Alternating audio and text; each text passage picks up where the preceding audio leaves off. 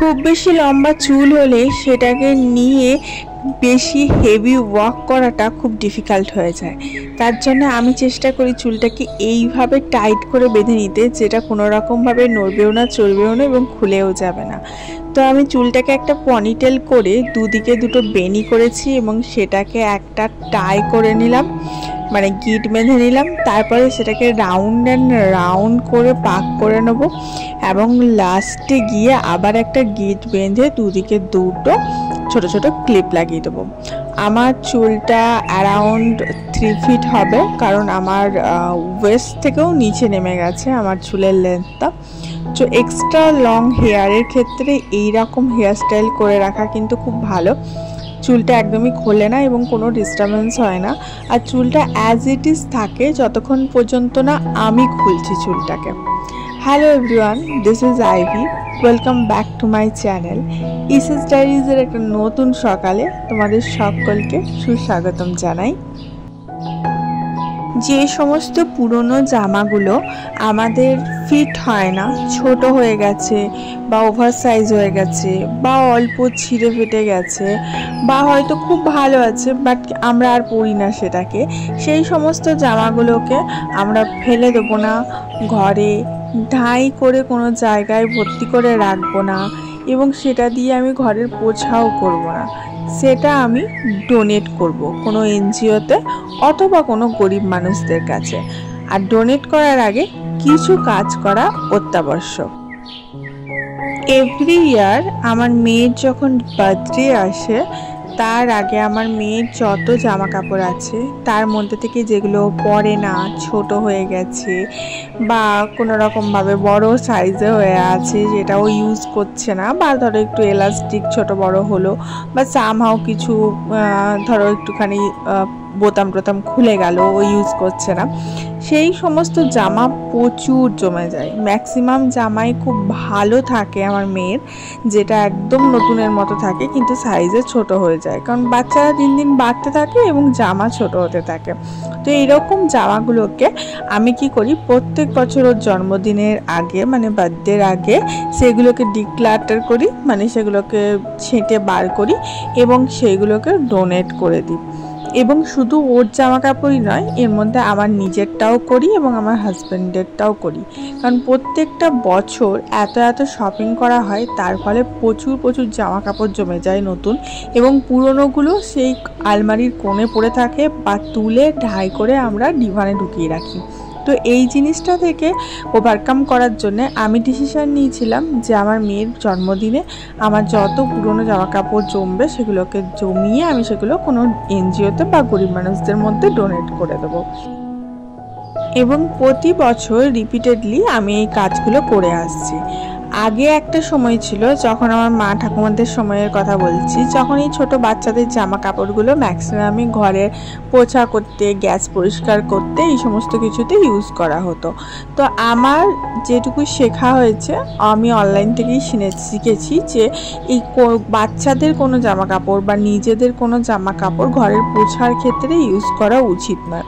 যদি আমি বাচ্চার কোনো জামা কাপড় নিয়ে ঘরের পোছা, গ্যাস পরিষ্কার এই সমস্ত কাজে লাগাই, তো একটা খারাপ কাজের মধ্যে দিয়ে সেরে যাচ্ছে। আর যে জামাটা আমরা পরছি তার মধ্যে আমাদের শরীরের প্রচণ্ড পরিমাণ এনার্জির একটা অংশ ঢুকে যায় এবং সেটা বেরোয় না।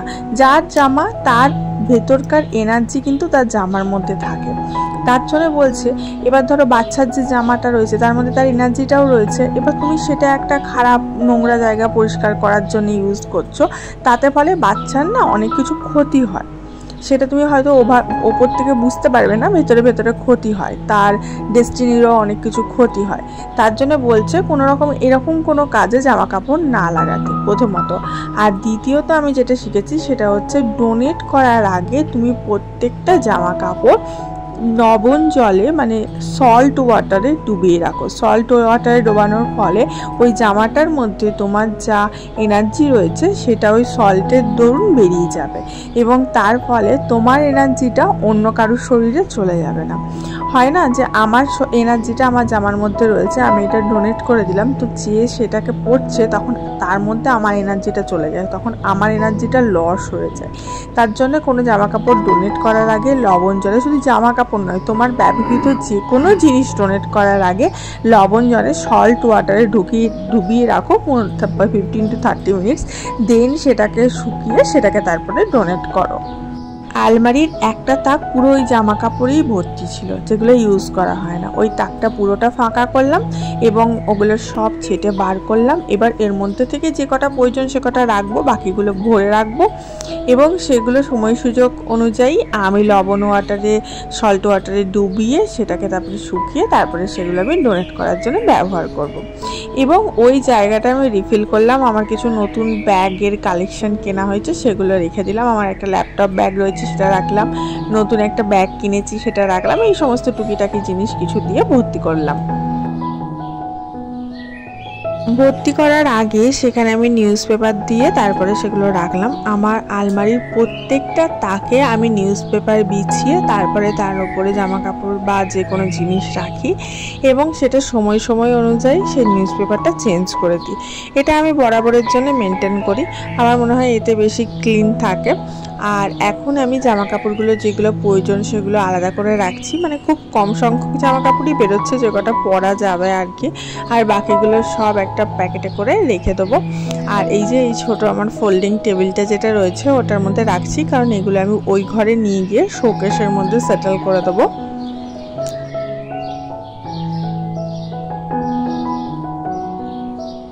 বাচ্চার জামা কাপড় একটা স্মৃতি বহন করে নিয়ে আসে আমাদের মাদের জীবনে। তার জন্য এখন অনেক মারা কি করছে, বাচ্চা ছোটোবেলা থেকে অনেক সুন্দর সুন্দর জামা জমে, সে ছেলে হোক কি মেয়ে হোক, তো সেই সমস্ত জামাগুলোকে না অনেকেই ডোনেট করে না, সেগুলো দিয়ে একটা বড় ধরো বেড কভারের ওপরে প্রত্যেকটা জামা সেলাই করে একটা স্মৃতিচিহ্নর মতো বানিয়ে সেটাকে স্টোর করে রাখে। তো আমি না সব জামা কাপড় ডোনেট করি না, যেগুলো ধরো রেগুলার ইউজের জামা কাপড় সেগুলো দিয়ে দিই। আর কিছু কিছু ওর ছোটোবেলাকার স্মৃতিচিহ্ন বহন করা জামা কাপড় আছে, সেগুলো আমি কখনোই ডোনেট করিনি। যেমন ধরো ওর কিছু প্রিন্সেস ড্রেস, যেগুলো প্রথম প্রিন্সেস ড্রেস, তারপরে ধরো সেকেন্ড ওর যা অন্নপ্রাশনের কিছু ড্রেস আছে, সেই সমস্তগুলো আমি ডোনেট করিনি। এখনও আমার আলমারিতে একটা জায়গায় টাঙানো আছে, আমার ভালো লাগে, আমি রেখে দিয়েছি স্টোর করে। আর এই যে দেখো এখন বড় একটা প্যাকেট নিয়েছি, এর মধ্যে এবার সমস্ত জামাগুলো ভরে রাখবো। আজকেই তো সমস্ত কিছু লবণ জলে ডুবিয়ে ধোয়া শুকানো হবে না, কারণ ওয়েদারের অবস্থা ভীষণ খারাপ।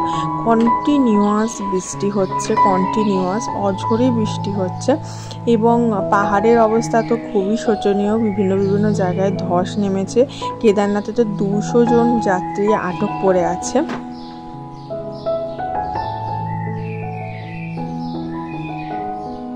বৃষ্টি হলে আমরা যারা ফ্ল্যাটে থাকি আমাদের এই একমাত্র সুবিধা যে বৃষ্টি হলে আমাদের কোনো কষ্ট উপভোগ করতে হয় না, যেহেতু আমরা হাই রাইজ বিল্ডিংয়ে রয়েছে।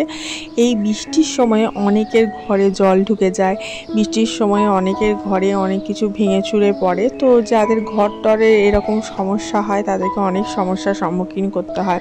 পাহাড়ে এই সময়টা খুব ক্রিটিক্যাল যায়, পাহাড়ে ম্যাক্সিমাম বছরই ধস নামছে এবং প্রত্যেকটা জায়গায় পর্যটক আটক পড়ে যাচ্ছে। কিন্তু আমরা যেহেতু ফ্ল্যাটে রয়েছি, আমরা প্লেসড এই দিক থেকে। ফ্ল্যাটে ডিমেরিট থাকলেও এটা হয়তো একটা মেরিট যে আমরা বৃষ্টিটাকে এনজয় করতে পারি, ভালোবাসতে পারি, কারণ আমাদের কোনো রকম কষ্ট উপভোগ করতে হয় না। আর বৃষ্টির সুন্দর দৃশ্যগুলো দেখতে পারি, ভাল লাগে আর কি।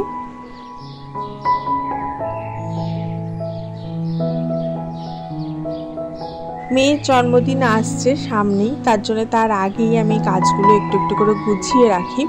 এই ধরো এই জামা কাপড়গুলো অ্যারেঞ্জ করা, তারপরে ধরো ওর বার্থডেতে গিফট চাই স্কুলে প্রত্যেকটা বাচ্চার জন্য, টিচারের জন্য, তো সেগুলো অ্যারেঞ্জ করে রাখা। আমি চেষ্টা করি আমার প্রত্যেকটা কাজই, শুধু এটা বলে নয় যে আগে থাকতে আমি একটু একটু করে গুছিয়ে রাখবো। আমি হট করে ওই সময়ে সময়ে কোনো কাজ করতে পারি না, তো প্রত্যেকটা কাজ একটু একটু করে গুছিয়ে ব্যবস্থা করে রাখি।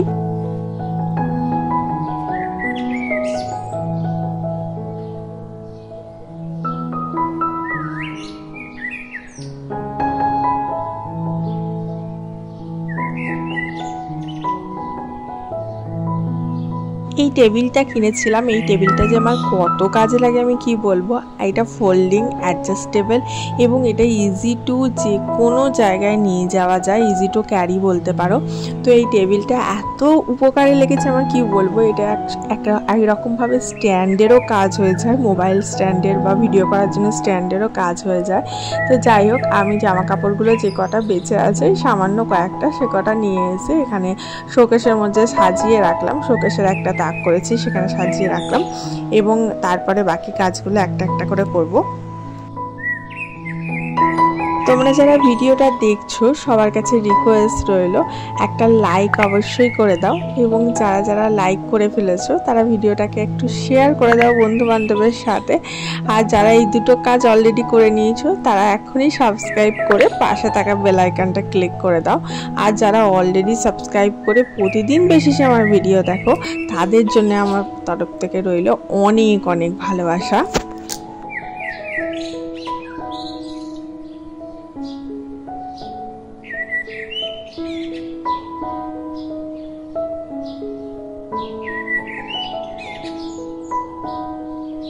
এখন আমি মর্নিংয়ের আমার ওয়ার্ম ওয়াটারের সাথে লেবু মিশিয়ে যে জলটা আমি খাই সেটা খাচ্ছি এবং এটা এনজয় করতে করতে ওই স্টোরি একটা পড়ে নিচ্ছি, মেয়েটাকে যেহেতু শোনাতে হবে। এই বইটাও আমি অনলাইন থেকেই কিনেছিলাম। এখানে ছোট ছোট ধার্মিক গল্প বাচ্চাদের শোনাবার মতো দেওয়া আছে। অনেকগুলো গল্প দেওয়া আছে, প্রায় 200টার মতো গল্প দেওয়া আছে। তার মধ্যে অনেকগুলো হয়তো জানা, কিছু অজানা। তো যেগুলো জানি সেগুলো জানি, যেগুলো জানি না সেগুলো এক আধটা পড়ে রাখি সময় সুযোগ মতো এবং মেয়েটাকে সেগুলো শোনাই খেতে খেতে বা ঘুমাবার সময়।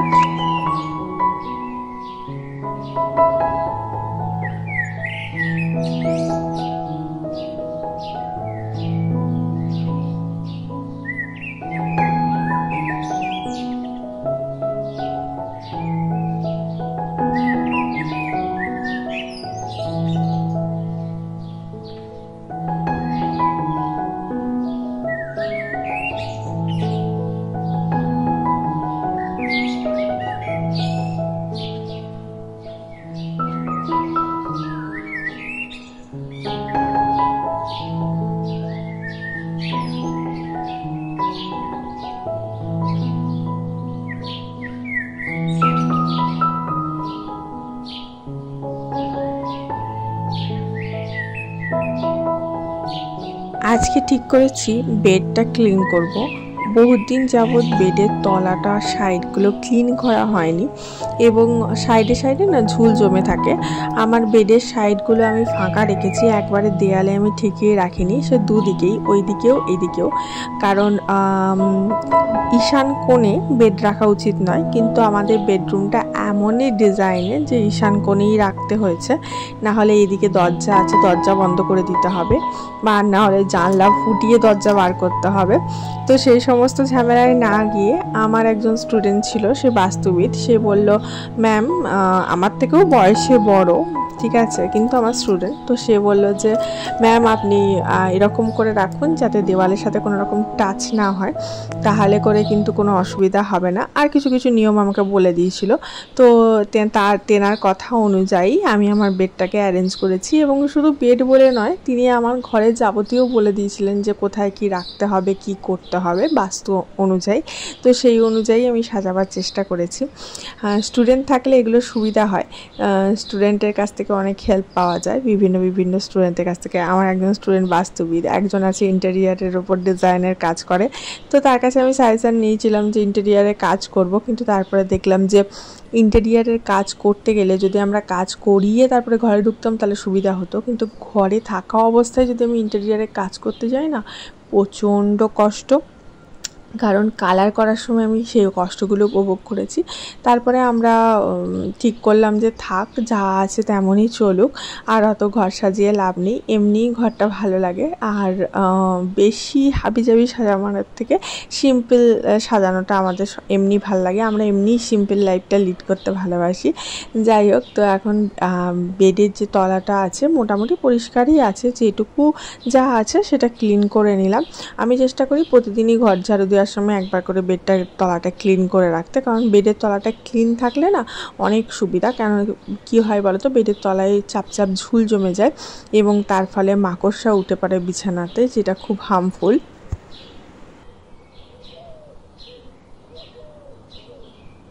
ক্লিনিংয়ের কাজ করলে কি পরিমাণ ঘাম হয় দেখো, গোটা ফেসটা দেখো কি পরিমাণ ঘেমেছি, কি গরম করছে তাহলে ভাবো।